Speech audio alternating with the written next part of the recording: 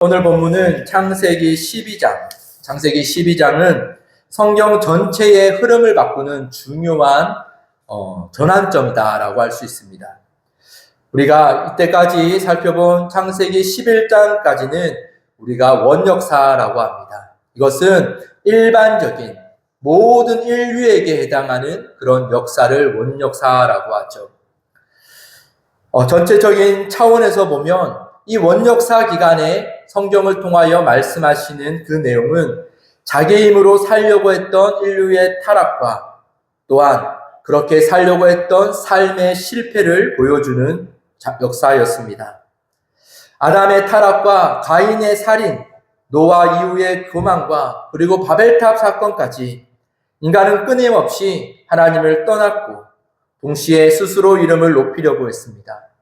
자기의 힘으로 살려고 했습니다. 그런데 그 결과가 어떻습니까? 그 결과는 절망이었습니다. 그런 절망의 역사 가운데 하나님은 한 사람을 부르십니다. 그리고 그 한 사람을 통하여 하나님은 구원의 역사, 절망 가운데 구원의 역사를 시작하십니다.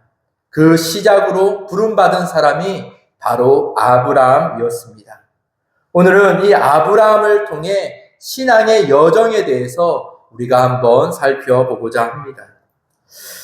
먼저는 하나님은 아브라함에게 먼저 떠나라라고 말씀하셨습니다. 1절은 이렇게 말합니다. 여호와께서 아브라함에게 이르시되 너는 너의 고향과 친척과 아버지의 집을 떠나라고 말씀하십니다. 하나님의 부르심은 언제나 이동을 요구합니다. 머무는 것이 아니라 떠남, 이동을 요구하십니다. 익숙하고 안전한 곳에서 또 내가 통제할 수 있는 그 자리를 내려놓고 하나님을 중심으로 떠나는 것이 하나님의 부르심의 요구입니다. 아브라함에게는 3가지 떠남을 요구하셨죠. 아브라함 고향을 떠나라. 그리고 친척 집을 떠나라. 아버지의 집을 떠나라 라고 말씀하십니다. 이것은 단순히 이사와 같이 우리의 삶의 자리를 이동시키는 것이 아니라 우리의 정체성과 우리의 의지와 우리의 그 근본적인 전환을 의미합니다. 믿음은 하나님을 더하는 것이 아니라 기존의 삶의 중심을 내려놓고 하나님을 향한 방향으로 틀어 움직이는 것을 믿음이라고 말하죠. 그리고 하나님은 이 아브라함의 여정을 볼 때 하나님은 목적지를 알려주시지 않으십니다. 우리가 1절 하반절에 보면 내가 내게 보여줄 땅으로 가라라고 그렇게 말씀하십니다. 하나님은 땅의 이름을 말해주지 않으셨습니다. 지도도 또 일정도 또 어떤 조건도 말씀해주지 않으셨습니다. 오직 내가 보여주겠다. 내가 보여줄 땅으로 가라라고 그렇게 말씀하십니다. 사실 우리는 뭔가 알고 가기를 원하지 않습니까? 저도 예전에 성경을 읽다 보면 이런 생각을 했던 적이 있어요. 하나님, 저도 하나님의 뜻을 분명하게 알려주시면 그 길을 따라가실 수 있을 것 같습니다. 라고 이런 고백들을 했던 것 같습니다. 이처럼 우리는 뭔가를 알고 가길 원하죠. 왜 그러냐면 우리 안에 두려움이 있기 때문이에요. 막연함의 두려움. 그런 것들이 있기에 우리는 뭔가를 알고 가길 원합니다. 우리가 우리의 갈 바를 하나님의 계획과 그 뜻을 분명하게 알려주시면 좋겠다라고 생각할 때가 있습니다. 그러나 하나님은요, 갈 바를 알지 못한 채 내가 보여줄 땅으로 가라라고 말합니다. 하나님 없이 그냥 떠나도록 내버려 두시겠다라는 것이 아니라 하나님을 신뢰하고 하나님을 믿고 그냥 지금 요만큼 말씀하시는 곳까지 가라라고 말씀하실 때가 있습니다. 제가 저는 최근에 계속 교회에 대한 생각만 했기 때문에 교회를 개척하고 또 교회를 개척한다라는 마음을 갖기 전에 이런 것들이 있었습니다. 하나님이 지금 내 인생에 사역을 내려놓고 기도의 자리에서 하나님의 뜻을 기다리라라는 그런 마음을 주셨을 때가 있습니다. 그때에 너무나 좀 막연했죠. 하나님이 차라리 교회를 개척해라 라고 말씀하셨으면 그 목적을 따라 갈 수 있었을 텐데 그렇지 않고 지금 앞으로 어떤 계획을 줄 것이다 라는 것이 아니라 지금 해야 할 바, 지금 너가 내려놓고 기도하며 기다리라 라는 말씀을 주셨을 때 힘들었고 사실 몇 번의 방황하는 시기도 있었던 것 같습니다. 그러던 가운데 깨달은 것은 하나님이 지금 나에게 알려주시고 지금 나에게 말씀하시는 그까지만 지금 나는 하면 된다라는 생각을 하게 되었습니다.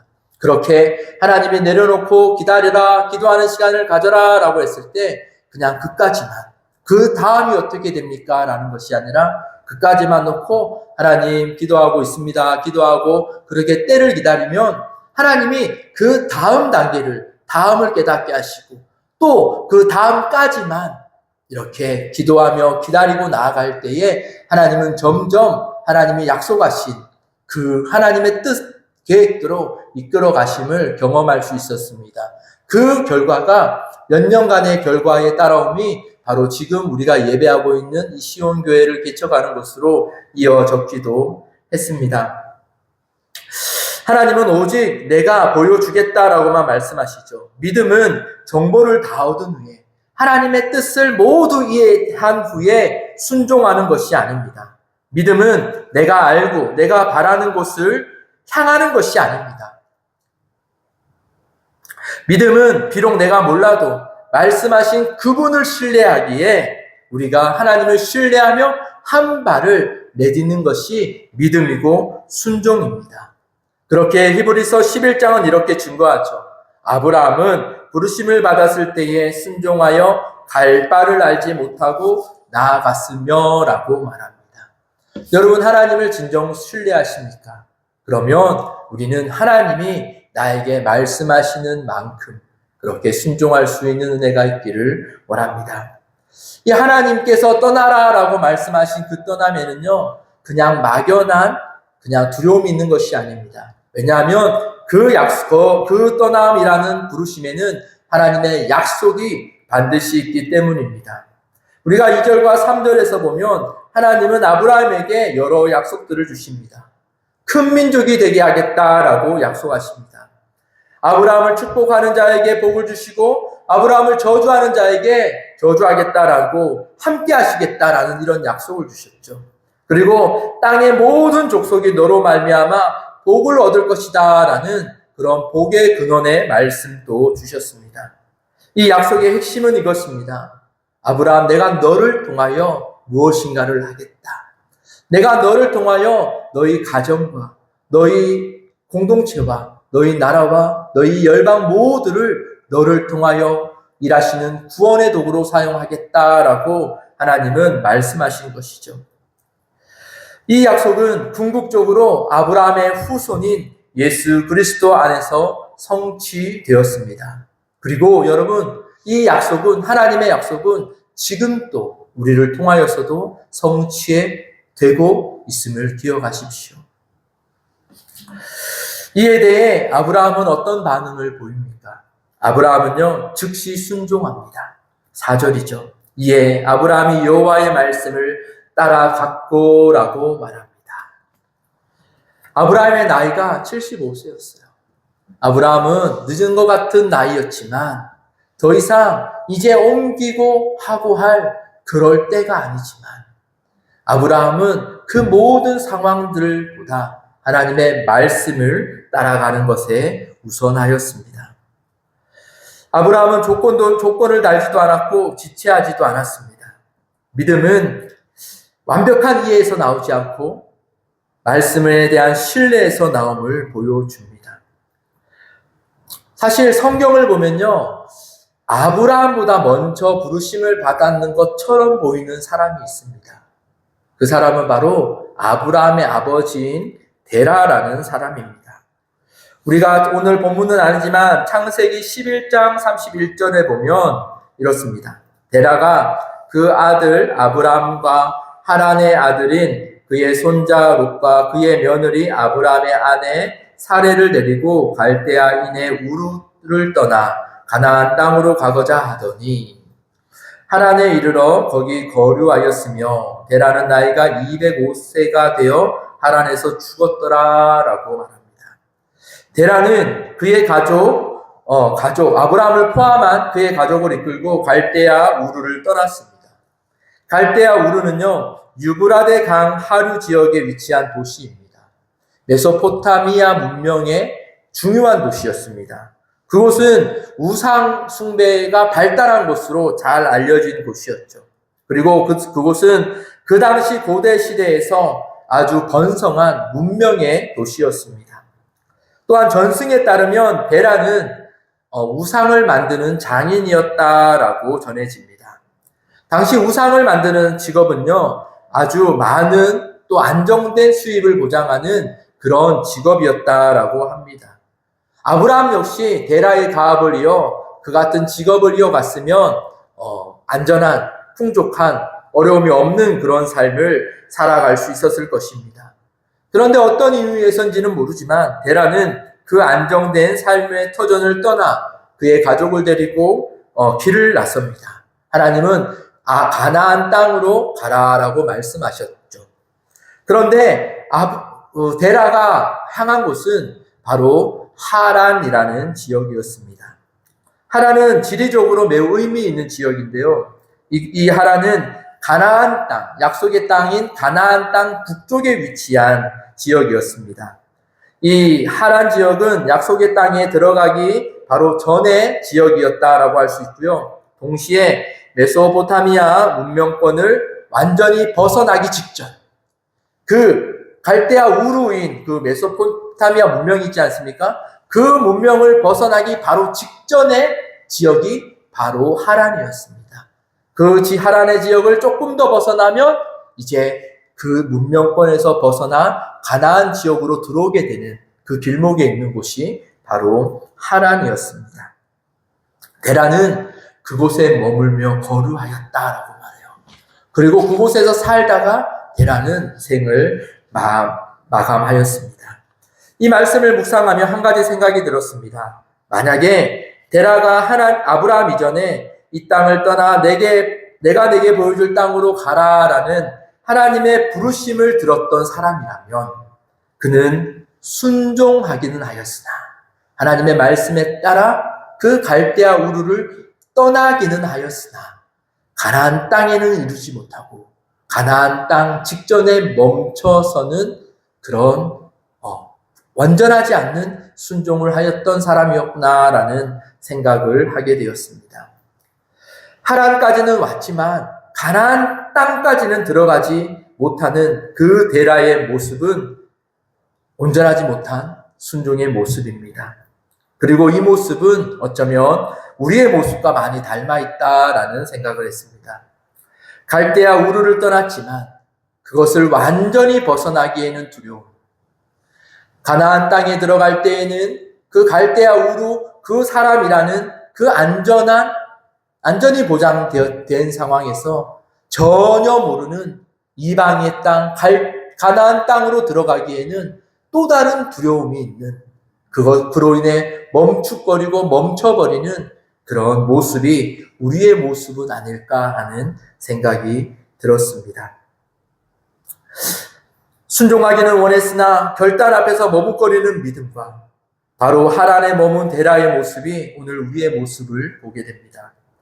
그러나 아브라함은 하나님의 말씀에 순종했습니다. 하란에서 떠나 가나안으로 들어왔습니다.